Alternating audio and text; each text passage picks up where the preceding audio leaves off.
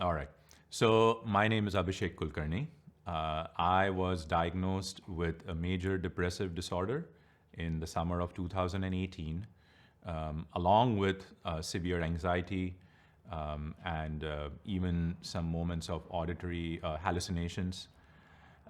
And for work, I have been working as a materials engineer at a very large aerospace company in our community here for the last 12 years now. So that was when, so 2007, as a 28-year-old man, was the first time I took the risk to say, you know what? Well, let's see. Maybe maybe I do need help, right? And so, it was a challenging phase personally for me as a man. And I had confusion around what does it even mean to be a man, right? So what, in terms of being a masculine presence in my community, now I'm a husband, I have these responsibilities, I'm a son. How do I navigate these roles, right? Where I take ownership on my own life. I no longer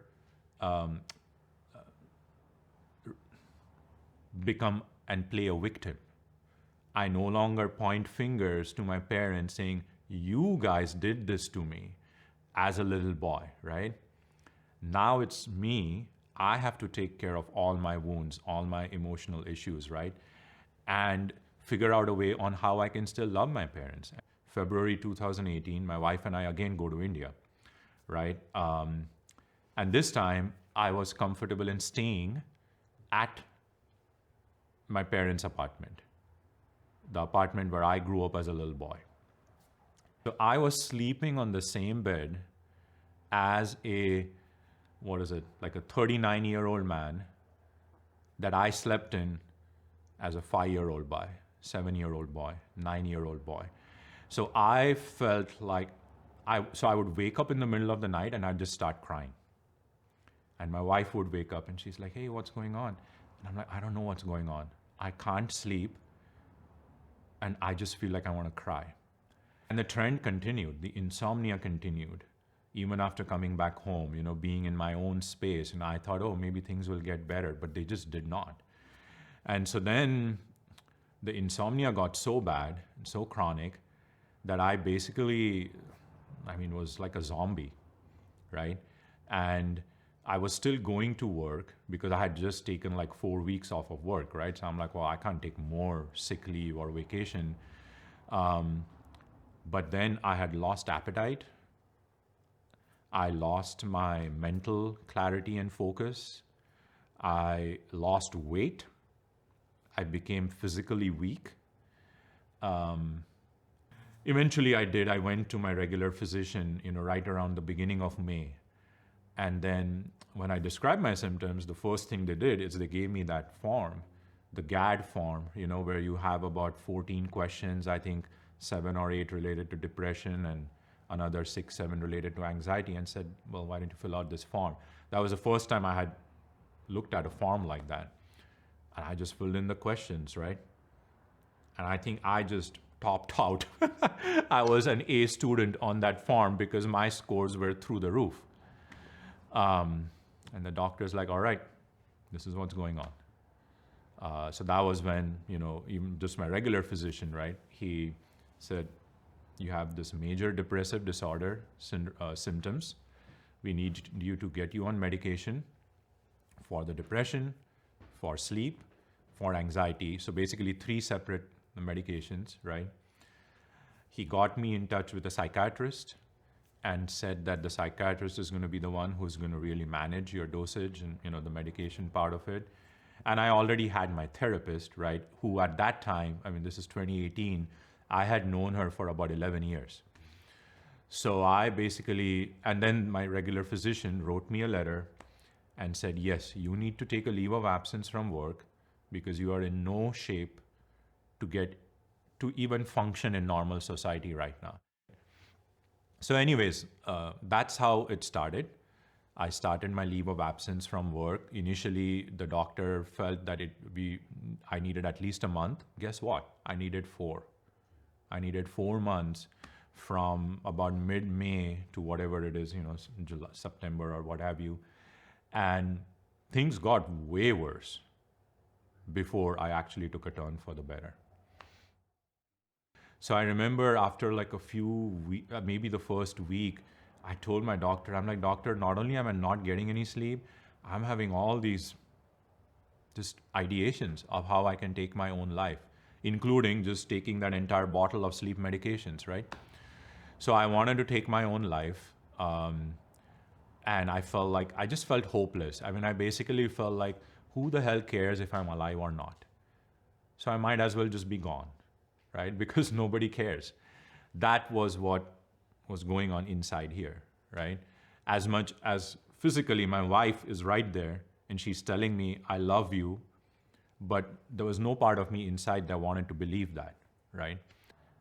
In the moment, I did not realize that I actually had a choice. That's the hardest part. Looking back now, yeah, in this state of my, I mean, yeah, of course, of course I had a choice. But when I was depressed, I had no concept that I actually have a choice to make. It felt a default state that the only option left for me is to end my misery without recognizing that it's a choice that I am making to take my own life. I remember what my wife then did, so at the time we had 2 cats at home. And she said, all right, you're going to get up in the morning, right? Whenever you get up, even if it's after noon, you're going to get up. You're going to, play with the cats, right? Just go down to the living room, sit on the couch, just be with them. And, it was summertime. So she's like, okay, let's do some gardening outside, So we have a little plot of, land outside. So then I would, go and, weed out some plants, plant some new stuff. And then I started to go for walks in the neighborhood. So I started to go for long walks.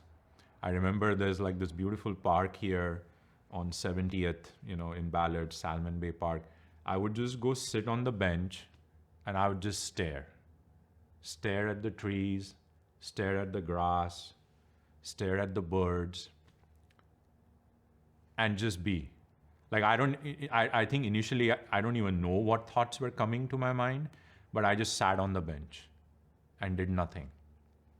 Then I would take my phone and I had this meditation music, an app.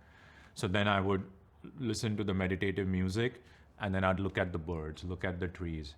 And eventually I got to a point where I actually felt interested in engaging with the trees. So then I would go up to the tree and I would run my hand across the trunk and notice the texture of the bark. Notice the nuances, the details. And then I got fixated on those details. Then I started taking pictures, because I had my cell phone with me. And I'd take all these pictures. Oh, wow, that's so fascinating. Oh my God, look at that texture, And so I was engrossed connecting with nature. I would walk around on all these streets, and these were streets I had walked around in previous years. And it was almost like the first time I was noticing the shape of the leaves, the color of the leaves. So I think that's when my transition sort of slowly, the re-engaging with life, connecting with everything that is alive. And all along, as I think told you before, I was going to my men's group, the Mankind Project, right? So we used to meet every other week, so twice a month. And there were moments when I did not want to go. I just wanted to be at home, bury myself underneath a blanket and just disappear, right? But it was my wife who kept encouraging me to say, these men love you. I want you to go. So, I would go to these group meetings and I would sit in a chair much like this, and there's about 7, 8, 10 men, and I'd look them in the eyes and say, I want to kill myself. And, I told them what was happening. I was going to therapy and, psychiatrist and this and that. I'm taking these medications. And I said, I just want to end my life. So I remember those evenings, in that state. But I still went there. I sat in a chair and spoke about what was going on and how these men received me was so powerful. I didn't realize it in the moment, but in hindsight, the way they just embraced me, not just physically, but just emotionally, spiritually. And they just witnessed, my struggles. They were extremely concerned that I could actually be gone. My therapist was concerned. I remember when I went on one of our sessions and I sat and I looked her in the eye, I said, I don't want to be alive anymore. And she said, Abhishek, that's, that those evenings was when I started to realize that this is not true, what I'm telling myself.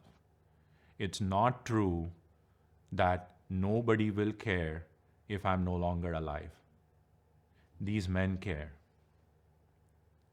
These men will miss me. These men, their lives will be impacted if I choose to take my own life.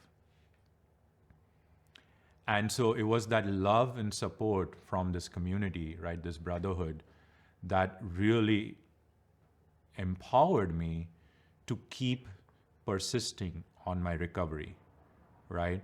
Going, exercising, eating well, sleeping well, going on the nature walks. So I think initially it wasn't so much that I needed to be alive for myself. I think it really was, I've started to realize that I'm going to let down these people if I cop out. And what I realized then, it was going to be a cop out. And the men told me that in a very loving way. They said, Abhishek, life gives us these challenges all the time. You get to choose, are you going to fight and do whatever it takes to fight these inner demons? And 40s is kind of that classic midlife crisis stage, right? Especially for men, I'm trying to question, why am I here? What's the purpose of my life? What's the meaning of my life? Am I supposed to be doing what I'm doing, right? So you already have all these existential questions. And, this man said, Abhishek, I try to take my own life on several occasions. And he said, what I realized is that there were spiritually parts of myself that needed to die because they were no longer serving the man that I needed to become moving forward. So, when he said that, right, and I meditated on that, and I said, yeah, who is saying all these things to me, right? It's a part of me internally. Well, that part really needs to die a metaphorical death because it doesn't serve the Abhishek today, right? The part that tells me I don't matter, the part that tells me I don't have any self-worth, or, people don't love me, right? That part of me needs to die so that it gets replaced by something that is more empowering. And basically it was like, hey, this is it, buddy. What are you going to do now? How much longer are you going to keep ignoring this part of you, this traumatized part of you? Growing up in the South Asian culture, I was the only son. I was the eldest son, and I have a younger sister. In my family, immediate family, extended family, I just never had any role models. Any positive role models, like my dad. To this day, and he's told me on this several occasions, he's like, I never shed a tear in my entire life, even when my own dad died. And when he told me that, I was like, wow, so you never cried that your own father died? But this is the stereotypical South Asian male. Men don't cry. Men don't talk about their emotions and feelings. That's the job of women. If you're a man, suck it up, man. Keep it all buried inside, right? Even my dad, even friends, like my dad has a lot of friends. You don't talk about this deep stuff. Hey, how are you? You share, a glass of whatever whiskey and, play cards and empty chit. I don't want to call it empty chit chat. I mean, it's important to socialize at that level, but there's no deeper, meaningful conversations. So, what we say in the Mankind Project is your purpose and mission in life is connected to the deepest needs of your little boy. The love, the affection, the care, the acceptance that little boy didn't get, right, at that time. Now it's my responsibility as a 40-year-old man to heal the wounds of that little boy. Because guess what? That boy is still inside me very much. He hasn't gone anywhere. His needs are still there. Now I have to be that father figure to him, right? And he's going to be part of me till the day I die, right? So that was, I needed that. I needed male role models, which I never had growing up in India, because I needed to understand as a married man, what is my responsibility? How am I supposed to function in society now? They're a wounded little boy who didn't get the love and, right? So, I mean, I don't want to, say that it's simplistic, that everything goes down to your wounded little boy. But I do believe that a lot of the traumas that we carry have to do with that. And guess what? This is not just about men. Women have the same thing, right? Now I'm being binary in my gender description, but, and that's not my point here. The point is that women feel the same thing. That most of us growing up, at least I can speak for myself, I never got that emotional love and bond and connection with my father that I wanted as the boy, right? Even as a teenage son.